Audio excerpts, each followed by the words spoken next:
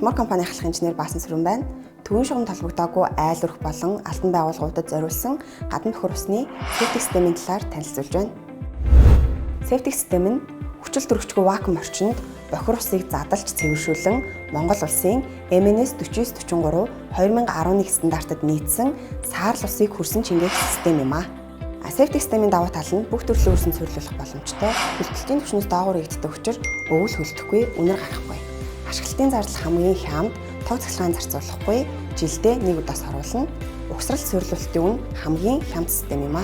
Септик системийн цэвэрлэгээний процессыг үндсэн 2 хэсэгт хуваана. Эхний хэсэгт үндсэн цэвэрлэгээ явагдах септик танкны угсрал цэвэрлүүлэлтийн ажил орно. Дараагийн хэсэгт цэвэрлэгдсэн саарл усыг хөрсөн чингээх шүүрлэх талбай ажил орно. Септик системийн гол онцлог нь 100% битэмжилтэй, өндөр дагац авдаг, 2-3 тунгаа авдаг, хаягдл гялгаруудыг дахин боловсруулан гаргаа авдаг, полиэтилен материалаар хийгдсэн бохир усны нөөцийн сав юм. Хэрэглээнээсээ хамаарч хоногт 300 литрээс 30 м3 бохир усыг цэвэршүүлэх хүчин чадалтай. Септик танкаас гарч буй саарл усыг даацын хоолоогоор дамжуулан хөрсөөр дахин цэвэршүүлэн шингээх процесс юм а.